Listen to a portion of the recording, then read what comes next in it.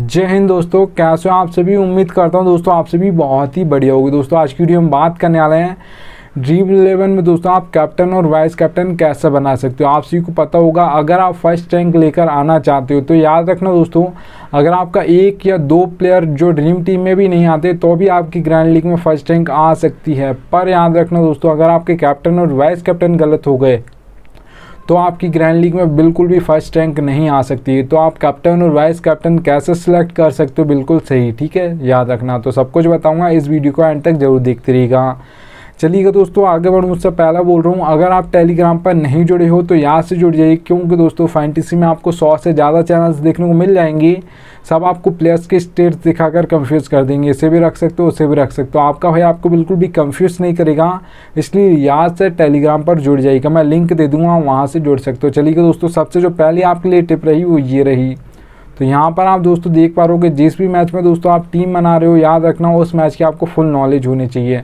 अगर आपको नॉलेज नहीं होगी उस मैच की कि कौन कितने नंबर पर बैटिंग करता है, कैसी पिच रिपोर्ट है, ठीक है, और कैसा किस प्लेयर का फॉर्म चल रहा है, तो फिर आप तुक्का मारोगे तो फिर आप एक अच्छी टीम नहीं बना सकते हो। अगर आप एक अच्छी टीम बनाना चाहते हो, कैप्टन और वाइस कैप्टन सही बनाना चाहते हो, जो आप बना रहे हो वही निकलें, तो उसके लिए सबसे पहले टिप है आपके लिए, मैच की फुल नॉलेज आपको होनी चाहिए, ठीक है। आप देख क्या सकते हो दोस्तों, मैच फुल नॉलेज में आप प्लेयर्स का फॉर्म देख सकते हो, पिच रिपोर्ट देख सकते हो, बैटिंग ऑर्डर देख सकते हो, ठीक है। तो इतनी सारी ये आप टिप्स फॉलो कर सकते हो। उसके बाद एक आप जो टीम बनाओगे उसमें कैप्टन और वाइस कैप्टन जो आप बनाओगे, सिलेक्ट करोगे, बहुत ज़्यादा चांस होगा कि वही आपके सही निकलेंगे, कैप्टन और वाइस कैप्टन, ठीक है, याद रखिएगा। ये सबसे बेसिक टिप थी, याद रखना। चलिए दोस्तों सेकंड टिप की ओर बढ़ूँ उससे पहले बोल रहा हूँ दोस्तों, सबसे बेस्ट एप्लीकेशन जानना चाहते हो फैंटेसी की तो याद रखना दोस्तों, विजन 11 सबसे बेस्ट एप्लीकेशन है। यहाँ पर दोस्तों अगर आप खेलोगे तो फ़ायदा क्या होगा वो बता देता हूँ। देखिएगा मैंने लिख कर रखा 550 का प्रॉफिट। अब ये होगा कैसा, देखिएगा दोस्तों, ड्रीम 11 पर आपको एक हेड टू हेड कॉन्टेस्ट देखने को मिलेगा। 5,750 रुपये प्राइस पुल 10,000 है। सेम टू सेम कॉन्टेस्ट वही आपको विजन 11 पर मिलेगा। 5,199 रुपये प्राइस पुल कितना है, 10,000 है।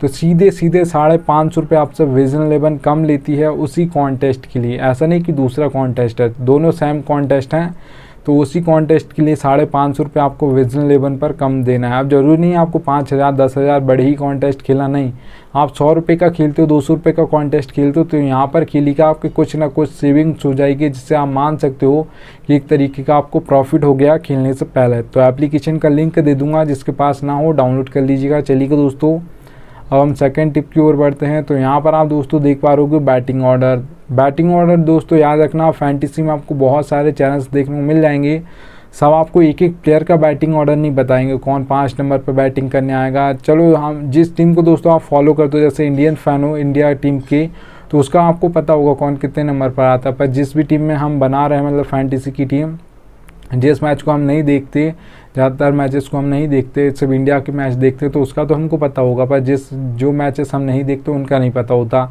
तो आपका भाई आपको हर प्लेयर्स का बैटिंग ऑर्डर बताता है, कौन कहाँ पर बॉलिंग करेगा ये तो कोई भी नहीं बताता, ये इंडिया की ओर से भी, ठीक है, याद रखना। फैंटेसी क्रिकेट में सिर्फ आपका ये एक अकेला भाई है जो आपको बताएगा कौन पावर प्ले में बॉलिंग करेगा, कौन मिडिल में करेगा, कौन देतावस में करेगा, एक एक प्लेयर का बताता हूँ। तो यहाँ से टेलीग्राम पर जुड़ जाइएगा। देखिए दोस्तों सभी एप्लीकेशन पर आपको 4 सेक्शन देखने को मिलते हैं, विकेट कीपर, ठीक है, बैट्समैन, ऑलराउंडर, बॉलर, ये 4 सेक्शन देखने को मिलते हैं। देखिएगा रोहित शर्मा के सामने 2 नंबर लिखा है, विराट कोहली के सामने 3 नंबर, हार्दिक पांड्या के सामने आप दोस्तों देख पा रहे हो O/M लिखा है और नीचे 5 नंबर लिखा है। 5 नंबर उनका बैटिंग ऑर्डर है, अगर हम बात करते हैं, ठीक है, एग्जाम्पल के लिए लिया है यहाँ पर। अब बॉलिंग कहाँ पर करते हैं हार्दिक पांड्या, देखिए ओपनिंग में 1 ओवर डालते हैं, मतलब पावर प्ले में 1 ओवर डालते हैं, मिडिल में 1 ओवर डालते हैं, ठीक है, क्योंकि ज़्यादातर आपने देखा होगा T20 आके अगर हम बात करते हैं तो 6th ऑप्शन होते हैं बॉलिंग का, तो 2 ही ओवर डालते हैं, बहुत कम होता है कि वो 4 ओवर डालें। अगर 4 ओवर डालने वाले हैं, 5th ऑप्शन है, तो फिर आप मानिएगा बॉलिंग में वो 2 ओवर पावर प्ले में डालने वाले हैं और मिडिल में 2 ओवर डालेंगे। डेथ में बहुत कम होता है कि कभी कभार एक आध ओवर लेकर आ जाए, वैसे तो मिडिल में अपने ओवर पूरे कर देते हैं अगर हम इंडिया की बात करें। अगर देखिएगा एक और बॉलर का मैं आप सभी को बता देता हूँ, भुवनेश्वर कुमार, आप जानते हैं दोस्तों, पहले इंडिया की ओर से खेलते थे, अब SRH से खेलते हैं, ठीक है, तो सनराइजर्स हैदराबाद की ओर से। तो आपको पता होगा जब इंडिया से खेलते थे और अभी SRH से भी खेलते हैं दोस्तों, तो कहाँ पर बॉलिंग करते हैं, पावर प्ले में 2 ओवर डालते हैं और 2 ओवर डेथ में डालते हैं। बहुत कम होता है कि कभी कभार एक आध ओवर लेकर आ जाए मिडिल्स में। मिडिल में दोस्तों जब लाते हैं भुवनेश्वर कुमार एक आध ओवर SRH की ओर से या इंडिया की ओर से जब लेकर आते थे, जब कोई बल्लेबाज सेट हो गया, कोई विकेट नहीं ले पा रहा, तो एक्सपीरियंस बॉलर को लगाया जाता है कि वो विकेट लेकर दे, ठीक है, याद रखना।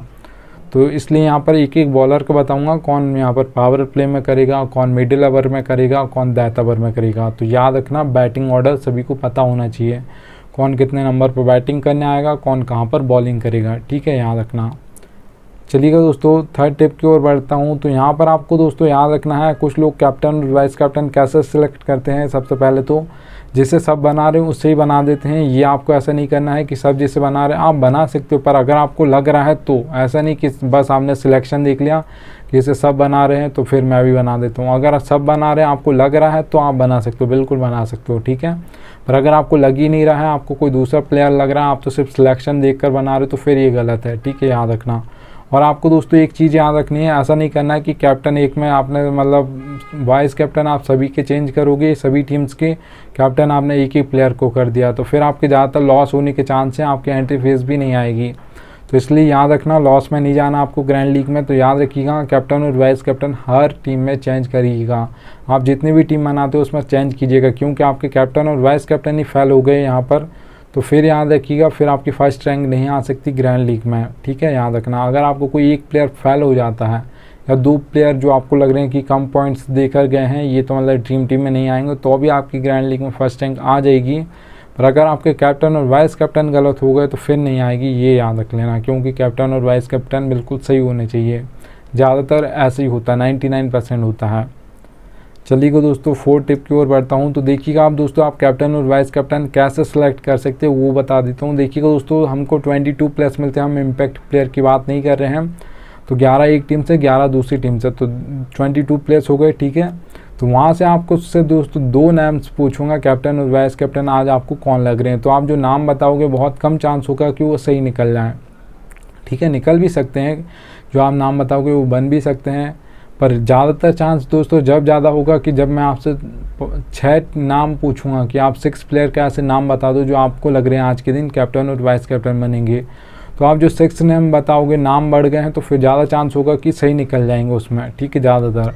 क्योंकि दोस्तों आपने देखा होगा कि मतलब जब भी मैच होता है तो ऐसे बहुत ही कम प्लेयर्स होते हैं जो ज़्यादातर परफॉर्मेंस करते रहते हैं, वही मतलब ऐसा कम होगा कि मतलब जो न्यू प्लेयर आया है वो बहुत सेंचुरी मार जाए या 3 4 5 विकेट ले जाए, ऐसा बहुत कम होता है। जो बॉलर्स लेते रहते हैं विकेट, ज़्यादातर परफॉर्मेंस जो बैट्समैन करते रहते हैं वही करते रहते हैं ज़्यादातर मैचेस में। बड़े प्लेयर से ही यहाँ पर मतलब उम्मीद होती है, छोटा प्लेयर तो बहुत कभी कभार करता है, पर ज़्यादातर वही प्लेयर करेंगे। जैसा विराट कोहली हैं तो ज़्यादातर सब उम्मीद करेंगे कि वही कैप्टन बनेंगे, क्योंकि ज़्यादातर वो परफॉर्मेंस देते हैं।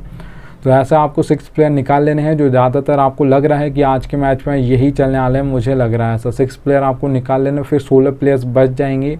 तो आपको 6 प्लेयर निकालने के बाद दोस्तों देखना है 1 2 3 इन नंबर का कोई बैट्समैन है उसमें, जो आपने 6 प्लेयर निकाले उसमें कोई इन नंबर का बैट्समैन है तो उसे आप कैप्टन और वाइस कैप्टन कर सकते हो। अगर उसकी अच्छी फॉर्म चल रही है तो बहुत ज़्यादा चांस होगा, एंड तक खेलेगा तो उससे ज़्यादा पॉइंट कोई नहीं देकर जाएगा, इतना याद रखना, ठीक है। अगर आप किसी बैट्समैन को बनाने का सोच रहे हो जो आपको लग रहा है आज के दिन।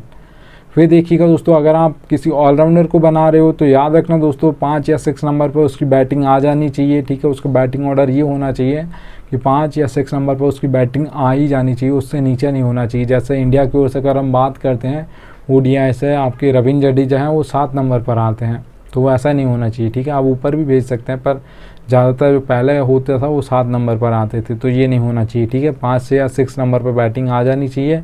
और उस दिन 4 ओवर भी डालने वाले हो, ऐसा नहीं कि हार्दिक पांड्या को आप बना रहे जब भी वो इंडिया के मैच खेल रहे हैं ऊपर बैटिंग करने आएंगे, 4 या 5 पर आ रहे हैं हम मान लेते हैं, पर वो ओवर ही नहीं डालेंगे आज के दिन, या 1 या 2 ओवर डालेंगे, तो फिर मत बनाइएगा, क्योंकि फिर तो ऊपर से विकेट जल्दी गिरेंगे नहीं, एंड में आएंगे थोड़े बहुत आपको बैटिंग से पॉइंट दे देंगे। अगर बॉलिंग ही नहीं करेंगे तो विकेट नहीं लेकर देंगे, तो फिर कहाँ से पॉइंट आपको देंगे, ठीक है।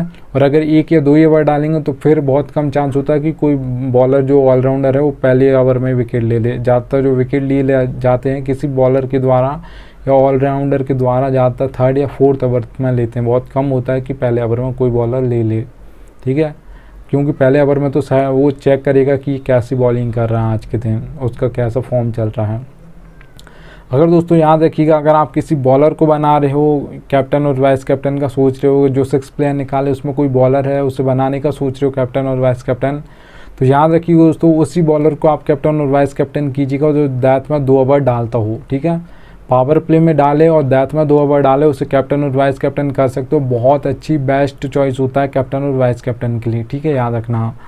चलिएगा दोस्तों, अब मैं आप सभी को एक और, ये लास्ट टिप है, ये आपके लिए बोनस टिप है, याद रखना। ठीक है, नीड लक दोस्तों लिखा मैंने, ये फैंटेसी की रियलिटी है, कोई बताता नहीं है। ज़रूरत पड़ी कि आपको लक की फैंटेसी क्रिकेट में हेड टू हेड कॉन्टेस्ट खेलते हो, स्मॉल लीग खेलते हो, grand league, mega grand league, कुछ भी खेलते हो, तो आपको लक की ज़रूरत पड़ेगी। अब हेड टू हेड कॉन्टेस्ट में दोस्तों आपका 10% लक चलता है, 90% नॉलेज चलती है, क्योंकि 2 ही मेंबर होंगे, या तो मैं जीतूंगा या आप जीतोगे। तो जिसको हेड टू हेड में अच्छी नॉलेज होती है वो जीत जाता है। तो 90% आपकी नॉलेज चलेगी, 10% आपका लक चलेगा। ठीक है, हेड टू हेड कॉन्टेस्ट में। अगर हम दोस्तों यहाँ पर बात करते हैं स्मॉल लीग्स की, यहाँ पर 3 से 4 मेंबर कॉन्टेस्ट होते हैं, जिसमें आप मेंबर्स बढ़ गए हैं कॉन्टेस्ट में, तो लक परसेंटेज आपका हो जाएगा 20%, और उसके बाद याद रखिएगा 80% आपकी नॉलेज चलेगी स्मॉल लीग्स में। ठीक है, याद रखना। तो अगर दोस्तों हम बात करते हैं ग्रैंड लीग और मेगा ग्रैंड लीग की, तो वहाँ पर दोस्तों क्या होता है, 50-50 होता है दोस्तों, 50-50% चांस होता है। आपको अपना 50% देना है, लक दे जिस दिन अपना 50% देगा उसी दिन आपकी ग्रैंड लीग में फर्स्ट रैंक आएगी, ऐसे नहीं आएगी। ठीक है, याद रखना। फैंटेसी में ये कोई बताता नहीं है, पर आपको भाई आपको रियलिटी बता रहा है फैंटेसी क्रिकेट की। तो चलिएगा, याद रखिएगा, लक भी आपका तभी साथ देगा जब आप अपना बेस्ट दोगे। अगर आप अपना बेस्ट नहीं दोगे तो तुक्का मारोगे, तो फिर बहुत कम चांस होगा कि आपका तुक्का लग जाए। ठीक है, तो लक की ज़रूरत पड़ती है फैंटेसी क्रिकेट में, कोई भी कॉन्टेस्ट खेल रहे हो आप, याद रखना। चलिएगा दोस्तों, थैंक्स एंड एन आ चुका है। अब मिलता हूँ आप सभी से नेक्स्ट वीडियो में, तब तक के लिए जय हिंद।